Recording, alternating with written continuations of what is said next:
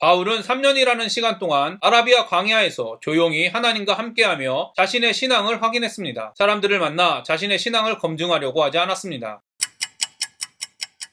안녕하세요. 바이블 TMI의 마카리오스입니다. 오늘 본문은 갈라디아서 1장 11절부터 24절입니다. 오늘 말씀은 바울이 자신의 사도성을 변호하고 유대교를 믿었던 예전의 자신의 경험을 통해 갈라디아 교회에 전해지고 있는 잘못된 신앙에 대해 반박하는 내용입니다. 오늘 말씀을 통해 올바른 신앙, 광야 훈련, 객관적인 하나님 경험, 주관적인 하나님 경험에 대해 깊이 묵상하는 시간이 되기를 바랍니다. 형제들아, 내가 너희에게 알게 하노니 내가 전한 복음은 사람의 뜻을 따라 된 것이 아니니라. 이는 내가 사람에게서 받은 것도 아니요 배운 것도 아니요 오직 예수 그리스도의 계시로 말미암은 것이라. 바울은 편지의 본론의 시작부터 자신이 전한 복음은 사람의 뜻을 따라 된 것이 아니고 사람에게 받은 것이 아니고 사람에게 배운 것도 아니고 오직 예수 그리스도의 계시로 말미암은 것이라고 주장합니다. 사도 바울이 사도성을 계속 변호하는 이유는 예수님의 12제자가 아니었기 때문에 자신이 전한 복음이 가짜 복음이라고 주장하는 사람들이 많았기 때문입니다. 그때나 지금이나 메시지보다 메신저를 통해 진리를 분별하는 사람들이 많이 있습니다. 특히 유교적 사상이 강한 한국에서는 아무리 진리의 메시지를 전해도 메신저로 인정받지 못하면 받아들이지 않는 사람들이 많이 있습니다. 반대로 권위만 있으면 거짓 메시지라도 진리의 메시지로 받아들이는 사람들이 많이 있습니다. 저와 여러분이 유명 목회자, 큰 교회 목회자, 인정받는 목회자에게 주어지는 권위 때문에 그들의 메시지를 분별하지 않고 무조건 받아들이는 어리석은 사람이 되지 않기를 바랍니다. 하나님 알기에 힘써 하나님의 말씀을 분별할 수 있는 능력을 소유한 그리스도인이 되기를 간절히 소망합니다. 내가 이전에 유대교에 있을 때 행한 일을 너희가 들었거니와 하나님의 교회를 심히 박해하여 멸하고 내가 내 동족 중 여러 영갑자보다 유대교를 지나치게 믿어 내 조상의 전통에 대하여 더욱 열심히 있었으나 저는 이미 갈라디아서는 할례를 받아야만 구원을 유지할 수 있다고 주장하는 신율법주의 유대 그리스도인들을 반대하기 위해 쓰여진 편지라고 말씀드렸습니다. 바울은 자신 역시 유대교를 열심히 믿기에 둘째가라면 서러울 만큼 열심을 가졌던 사람이라고 말합니다. 율법과 유대교 전통을 지키는 일에 열심이었다고 말합니다. 바울은 자신의 옛 모습을 고백하며 율법과 유대교 전통을 지키는 일은 구원과 상관이 없다고 주장하는 것입니다. 악한 일을 해 교도소에 들어간 사람이 회심한 일은 많은 사람들에게 하나님의 살아계심을 보여주는 증거로 사용되기도 합니다. 마찬가지로 유대교를 신봉하며 그리스도인을 핍박한 바울의 악한 행동이 지금은 갈라디아 교인들을 다시 복음으로 돌아오게 하는 선한 일로 사용되고 있습니다. 심지어 성경은 하나님을 믿지 않는 이방인 왕을 통해서 돌아온 이스라엘 백성의 역사를 기록하기도 합니다. 이를 보면 하나님께서는 우리의 악함마저도 선하게 사용하신다는 것을 분명히 알 수 있습니다. 여러분, 우리의 악함마저도 선하게 사용하시는 하나님을 찬양하십시오. 그리고 하나님이 사용하시기 때문에 자신의 악함을 선하다고 착각하지 마십시오. 하나님이 여러분을 구원하신 이유가 우리의 순종 때문이라고 착각하지 마십시오. 그러나 내 어머니의 태로부터 나를 택정하시고 그의 은혜로 나를 부르신 이가, 바울은 자신의 회심의 근거에 대해 이렇게 말합니다. 내 어머니의 태로부터 나를 택정하시고 그의 은혜로 나를 부르시니가. 그렇습니다. 바울은 어머니의 태에서부터 택함을 받았습니다. 저는 이미 여러 차례 말씀드렸지만 하나님께서는 시간의 지배를 받지 않으시는 분입니다. 따라서 하나님이 여러분을 부르셨다면 여러분이 태어나기 전부터 이미 하나님이 부르신 것입니다. 반대로 하나님께서 여러분이 태어나기 전에 선택해 부르셨다면 반드시 은혜로 여러분을 부르실 것입니다. 중요한 것은 자신의 일생을 바쳐 그리스도인을 핍박할 정도로 강한 유대교 신앙을 가지고 있었던 바울은 하나님의 은혜로 부름받았다는 것입니다. 만약 아직 세상으로부터 하나님의 은혜로 부름받지 못했다면 그리스도인을 핍박한 바울도 회심했다는 것을 기억하시며 하나님의 은혜로 부름받기를 간구하십시오. 만약 변할 것 같지 않은 여러분의 가족과 형제 등의 모습 때문에 그 영혼을 포기하려는 마음이 든다면 그리스도인을 핍박한 바울도 회심했다는 것을 기억하시며 한 영혼의 회심을 포기하지 마십시오. 한 영혼의 회심을 위해 하나님께 간구하십시오. 저와 여러분이 바울의 회심, 여러분의 회심을 기억하며 변하지 않을 것 같은 우리에게 맡겨주신 영혼들을 포기하지 않게 되기를 소망합니다. 그의 아들을 이방에 전하기 위하여 그를 내 속에 나타내시기를 기뻐하셨을 때 내가 곧 혈육과 의논하지 아니하고 또 나보다 먼저 사도된 자들을 만나려고 예루살렘으로 가지 아니하고 아라비아로 갔다가 다시 다메섹으로 돌아갔노라. 많은 사람들이 예수님을 만난 사실을 사람들에게 확인하려는 경향이 있습니다. 사람들에게 인정받으려고 하는 경향이 있습니다. 그러나 그러나 바울은 예수님을 만나 회심한 후 사도들의 인정을 받으려고 예루살렘으로 가지 않았습니다. 오히려 아라비아로 가서 자신이 만난 하나님에 대하여 깊이 묵상하는 시간을 가졌습니다. 저와 여러분은 어떠합니까? 자신의 회심, 믿음을 사람들에게 인정받고 싶어 하지는 않습니까? 사람들의 인정에 따라 올바른 신앙이라고 생각하지는 않습니까? 여러분, 사람들의 말을 듣고 자신을 그리스도인이라고 생각하지 마십시오. 사람의 인정이 아니라 하나님의 인정을 받는 그리스도인이 되십시오. 대부분의 학자들은 바울이 아라비아 광야에 가서 하나님과 함께하는 시간을 보냈다고 생각합니다. 그렇습니다. 바울은 3년이라는 시간 동안 아라비아 광야에서 조용히 하나님과 함께하며 자신의 신앙을 확인했습니다. 사람들을 만나 자신의 신앙을 검증하려고 하지 않았습니다. 많은 그리스도인들이 하나님을 만나고 경험하면 무엇인가를 확인받고 무엇인가를 하려고 하는 경향이 있습니다. 하나님의 독대의 자리에 가는 것이 아니라 목회자들에게 자신의 신앙을 검증하려고 하고 더 나아가 사역의 자리에 나아가 인정받으려는 경향이 있습니다. 그러나 여러분, 바울의 모습을 기억하십시오. 성경에 기록된 많은 사람들, 특히 예수님도 사역을 시작하시기 전에 광야에서 훈련을 받으셨다는 사실을 기억하십시오. 바울은 아라비아 광야에서 조용히 자신이 예전에 자랑하던 것들을 내려놓는 훈련을 했습니다. 여러분이 아시다시피 바울은 구약성경에 정통한 사람이었습니다. 바울은 광야에서 구약성경에 대한 유대교 해석을 버리고 성령이 주시는 해석을 배웠을 것입니다. 여러분은 하나님을 만난 후 사역에 뛰어들기 전에 광야와 같은 조용한 곳, 즉 하나님과 독대하는 곳에서 자신의 기준을 하나님의 기준으로 바꾸는 훈련을 받았습니까? 자신의 기준을 하나님의 기준으로 바꾸는 훈련이 지금도 계속되고 있습니까? 하나님의 기준으로 바뀌지 않으면 그 어떤 사역도 하나님이 받지 않으신다는 것을 기억하시기를 바랍니다. 성령이 함께하지 않으시는 사역은 사단의 사역이라는 것을 기억하시기를 바랍니다. 하나님을 의존하는 기도가 없는 사역은 자신을 드러내기 위한 사역이라는 것을 기억하시기를 바랍니다. 하나님의 말씀대로 하지 않는 사역은 하나님을 무시하는 교만한 사역이라는 것을 기억하시기를 바랍니다. 저와 여러분이 끊임없는 광야 훈련을 통해 하나님이 원하시고 받으시는 사역을 하는 참된 사역자가 되기를 간절히 소망합니다. 그 후 3년 만에 내가 게바를 방문하려고 예루살렘에 올라가서 그와 함께 15일을 머무는 동안 주의 형제 야고보 외에 다른 사도들을 보지 못하였노라. 보라, 내가 너희에게 쓰는 것은 하나님 앞에서 거짓말이 아니로다. 그 후에 내가 수리아와 길리기아 지방에 이르렀으나 그리스도 안에 있는 유대의 교회들이 나를 얼굴로는 알지 못하고 다만 우리를 박해하던 자가 전에 멸하려던 그 믿음을 지금 전한다 함을 듣고 나로 말미암아 하나님께 영광을 돌리니라. 바울은 3년 후에 베드로와 야고보를 만났다고 말합니다. 이는 두 가지 이유 때문입니다. 첫 번째는 자신의 신앙은 사람에게서 온 것이 아니라는 것을 증명하기 위함입니다. 예루살렘의 유력자들을 만나며 신앙을 배우려고 하지 않았으며 그들에게 인정받으려고 하지 않았다는 것입니다. 두 번째는 자신의 신앙은 당시 예루살렘 교회의 3개의 기둥 중 2개의 기둥인 베드로와 야고보가 문제가 있다고 하지 않았다는 것을 보여주기 위함입니다. 이를 위해 자신이 전하는 복음이 베드로와 야고보가 전하는 복음과 동일한 복음이라는 것을 보여주기 위함이었습니다. 바울은 회심 후 3년 후에 베드로의 만남을 공개함으로 자신의 복음이 사람으로부터 온 것이 아니라 하나님으로부터 온 것이라는 것을 강조하면서 동시에 하나님으로부터 온 자신의 복음은 베드로와 야고보가 전하는 동일한 복음이라는 것을 증명하고 있습니다. 많은 그리스도인들이 자신의 신앙이 하나님으로부터 온 것이라고 확신합니다. 그러나 성경에 기록된 신앙과 동일하다는 것을 증명하는 사람은 별로 없습니다. 왜냐하면 성경, 즉 하나님을 아는 지식이 너무 빈약하기 때문입니다. 반대로 성경, 즉 하나님을 아는 지적인 지식은 있으나 개인적인 고백과 경험이 없는 사람들이 있습니다. 여러분, 이 사실을 반드시 기억하십시오. 기독교 신앙은 하나님을 아는 지식과 하나님에 대한 개인적인 고백과 경험이 모두 포함되는 것입니다. 바울의 신앙을 본받으십시오. 바울은 베드로와 야고보와 동일한 복음을 전했고 동일한 복음을 믿었으며 동시에 다른 사람에게 휘둘리지 않는 개인적인 고백과 체험을 소유했습니다. 천주교, 정교회, 개신교 모두가 동일하게 고백하는 사도신경은 나는 믿습니다로 시작됩니다. 즉 하나님을 개인적으로 고백하고 경험해야 하는 것을 강조하고 있습니다. 다른 사람에 의해 흔들리지 않는 신앙을 강조하고 있습니다. 그러나 개인적으로 고백하고 경험해야 하는 삼위일체 하나님에 대한 고백은 사도신경의 내용을 모든 그리스도인이 동일하게 고백하고 경험을 해야 합니다. 저와 여러분이 다른 사람에 의해 흔들리지 않는 하나님에 대한 개인적인 고백과 경험을 소유하게 되기를 간절히 소망합니다. 동시에 저와 여러분이 개인적으로 고백하고 경험하는 신앙의 내용이 선지자와 사도들의 신앙 고백인 성경의 내용과 일치하는 고백과 경험이 되기를 간절히 소망합니다. 제가 오늘 여러분과 적용하고 싶은 부분을 말씀드리겠습니다. 첫 번째, 자신의 신앙이 올바른 신앙이라고 생각하는 이유가 다른 사람들의 인정 때문인지 성경에 기록된 사람들의 신앙과 동일한 신앙이기 때문인지 점검하는 시간이 되기를 바랍니다. 두 번째, 자신의 기준을 하나님의 기준으로 바꾸는 광야 훈련에 대해 어떻게 생각하는지, 경험한 적이 있는지, 지금도 계속되고 있는지, 현재 여러분의 광야 훈련에 대한 전반적인 점검의 시간이 되기를 바랍니다. 세 번째, 하나님에 대한 개인적인 고백과 경험들을 가진 다양한 사람들이 어떻게 한 분 하나님을 믿는다고 고백할 수 있는지, 주관적인 하나님 경험과 객관적인 하나님 경험의 관계에 대해 깊이 고민해 보시기를 바랍니다. 오늘도 행복한 하루가 되시기를 바랍니다.